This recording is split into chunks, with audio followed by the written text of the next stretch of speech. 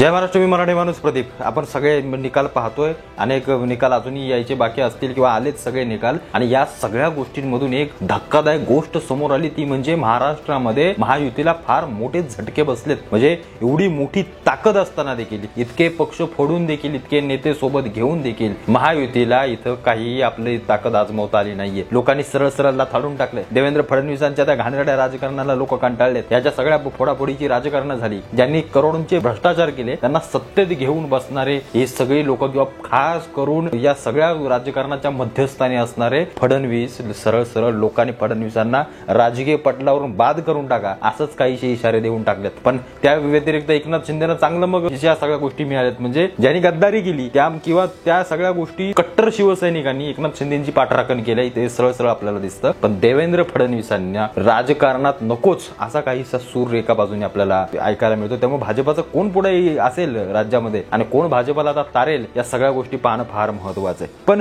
या सगळ्या गोष्टींच्या दरम्यान एक गोष्ट महत्वाची घडली, ती म्हणजे बिनशर्त पाठिंबा। सन्माननीय राजसाहेबांनी या महायुतीला बिनशर्त पाठिंबा दिला। गुढीपाडव्याच्या सभेमध्ये त्यांनी सांगितलं की मी बिनशर्त पाठिंबा देतोय, मला कुठलाही जागेचा मोह नाही किंवा मला फक्त नरेंद्र मोदींसाठी मी पाठिंबा देतोय, कारण नरेंद्र मोदींच्या हातून चांगलं काम होतंय आणि त्याला एक माझा पाठिंबा आहे। एक हिंदूवादी नेता म्हणून, हिंदूंच्या सगळ्या गोष्टींसाठी म्हणून राजसाहेबांनी त्यांना पाठिंबा दिला। पण या सगळ्या गोष्टीच्या दरम्यान एक गोष्ट फार महत्वाची घडली। ज्या राज ठाकरेंवरती टीका केली जात होती की नुसता बिनशर्त पाठिंबा देऊन काय करताय, तुम्हाला पद ना, कुठला उमेदवार ना, काय नुसता बिनशर्त पाठिंबा देताय, ज्या सगळ्या लोकांनी टीका केली त्याच राज ठाकरेंच्या बिनशर्त पाठिंब्यानं महायुतीला खरोखर तारलंय। हे तुम्ही मान्य करावंच लागेल आणि या सगळ्या गोष्टी विशेष सविस्तर आपण बोलणार आहे। त्याचं झालं असं की जिथं जिथं ही भाजपाच्या काही प्रतिष्ठित जागा किंवा एकनाथ शिंदेच्या प्रतिष्ठित जागा जिथं जिथं आल्यात, मग ती ठाण्याची जागा असेल, तिकडे कल्याण मधली सगळी ती एकनाथ शिंदेच्या मुलाची जागा असेल, इकडे पुण्यातली मोहळांची जागा असेल, नारायण राणेंची जागा असेल, मुंबईतल्या काही एक दोन जागा असतील, या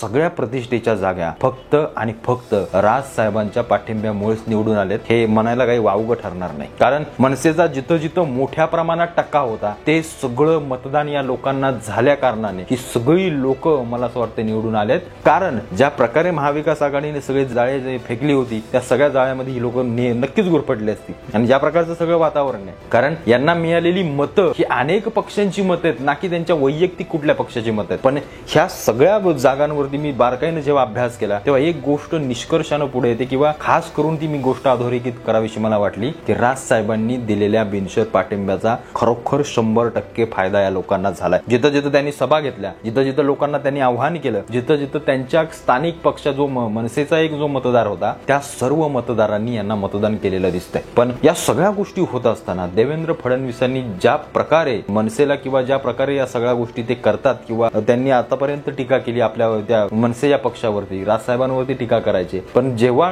राजसाहेबांनी नरेंद्र मोदींना बिनशर्त पाठिंबा दिला तो नरेंद्र मोदींसाठी होता, हे प्रत्येकाने लक्षात ठेवावं। राज्याच्या राजकारणात त्यांनी कोणाला पाठिंबा दिलेला नाहीये किंवा ते यांच्यासोबत कोणासोबत बसलेले नाहीयेत, फक्त मोदी यावेत यासाठी मी पाठिंबा देतो असं त्यांचं वक्तव्य। पण याच बिनशर्त पाठिंब्याने या सगळ्यांना तारून ठेवलंय। आज जर त्या 4-5 सीटा गेल्या असत्या, त्या जर 4-5 सीटा जर महायुतीच्या गेल्या असत्या, जर राजसाहेबांनी त्यांना पाठिंबा दिला नसता, तर महायुती राज्याच्या राजकारणात पूर्णपणे भुईसपाट झाली असती। जिकडे समोर अगदी उद्धव ठाकरेंची मला असं वाटतं त्यांना मिळालेली सहानुभूती असो, पवार साहेबांना मिळालेली सहानुभूती असो, या सगळ्या लाटेमध्ये, या सगळ्या गोंधळाच्या राजकारणामध्ये राजसाहेबांच्या बिनशर्त पाठिंब्याने इथं मात्र त्यांची कमाल आजमावले आणि या सगळ्यांना जीवनदान देण्याचे काम यांनी केलंय, की संजीवनी त्यांनी दिले। आणि येणाऱ्या विधानसभेच्या काळामध्ये मला असं वाटतं फडणवीस हे अजित पवार या सर्वांना बाजूला सारून नरेंद्र मोदी, अमित शहांनी, महायुतींनी राजसाहेबांचा किंवा राज ठाकरेंचा पर्याय पुढे ठेवावा आणि महायुतीचा मुख्य चेहरा म्हणून, मुख्यमंत्री पदाचा खरा दावेदार म्हणून आता राज ठाकरेंचीच गरज आहे। कारण आता महायुतीमध्ये असा कोणताही चेहरा उरलेला नाही जो चेहरा महाराष्ट्र बघून त्याच्यावर आत्मविश्वासाने मतदान करेल। कारण फडणवीसांनी जे जे केलं त्या सगळ्या गोष्टींना किंवा त्या सगळ्या गोष्टींनी फडणवीसांनाच खड्ड्यात घातलेलं आपल्याला दिसतंय। दुसरा भाजपाकडे कुठलाही चेहरा नाही जो चेहरा राज्यामध्ये आपल्या धमक आजमावू शकेल। एकनाथ शिंदेंचं राहिली बाब, एकनाथ शिंदे जरी राज्याच्या राजकारणात असले तरी विधानसभेला ते काय जादू दाखवतात हे देखील पाहणं महत्वाचं आहे। जरी ते खासदारकीला चांगलं त्यांनी ताकद दाखवली, पण एकनाथ शिंदे आणि राजसाहेब ठाकरे ही दोन जर जोडी किंवा ही दोन लोक जर ताकदीनं महायुतीमध्ये उभी राहिली किंवा यांना ताकदीनं महायुतीनं पाठिंबा देऊन जर त्यांना मोठं केलं किंवा त्यांच्या पक्षाला जर ताकद दिली तर मात्र महायुतीला येणाऱ्या विधानसभेच्या काळामध्ये टिकता येईल आणि येणाऱ्या काळामध्ये मुख्यमंत्री पदाचा दावेदार राज ठाकरेंनाच करावं लागेल. कारण महायुतीकडे कोणी चेहराच नाहीये. एकनाथ शिंदेना परत मुख्यमंत्री करायचं झालं तरी एकनाथ शिंदे मुख्यमंत्री होणार असं समजल्यानंतर पुन्हा एकदा लोक सगळा रोष दाखवतील आणि ती सगळी मतं पुन्हा महाविकास आघाडीच्या पारड्यामध्ये जाताना आपल्याला दिसतात.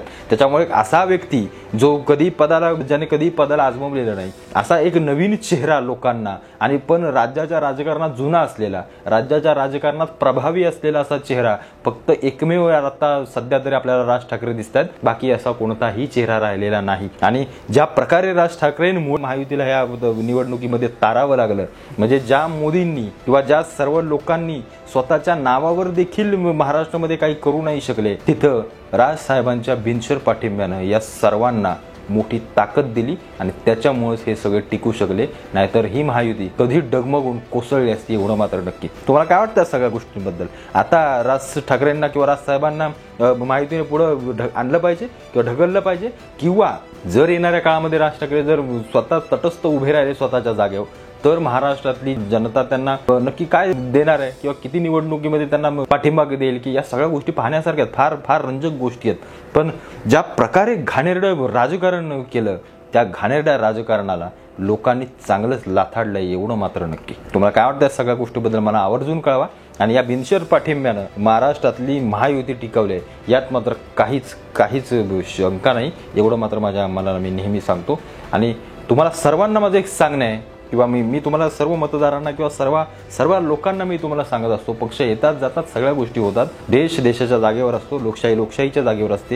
ही 5 वर्ष गेल्यानंतर पुन्हा निवडणूक येणार आहे. त्याच्यामुळं असे कोणतेही संभ्रमावस्थेत किंवा कुठल्याही गोष्टीमध्ये न फसता न पडता कुठल्याही आमिषाला कुठल्याही भांडण तंट्यात कुठल्याही गोष्टीत न पडता तुम्ही तुमच्या जागेवरती ठाम उभे राहा. पुढच्या येणाऱ्या निवडणुकांमध्ये जो हरला असेल तो जिंकेल, जो जिंकला असेल हरेल. या सगळ्या गोष्टी होत राहतात. पण काही ह्या ज्या मी गोष्टी आत्ताच्या तुम्हाला या व्हिडिओमध्ये सांगितल्या राजसाहेबांच्या मला असं वाटतं येणाऱ्या काळामध्ये महाराष्ट्र राजसाहेबांना मुख्यमंत्री पदाच्या शर्यतीमध्ये पाहतो आणि एक नवीन चेहरा म्हणून त्यांच्याकडे आशेने लोक बघतात एवढं मात्र मी ठाम आणि विश्वासाने सांगू शकतो. फक्त संघटना लोक आणि या सगळ्या गोष्टींसाठी पुन्हा एकदा महाराष्ट्राला पिंजावं लागेल.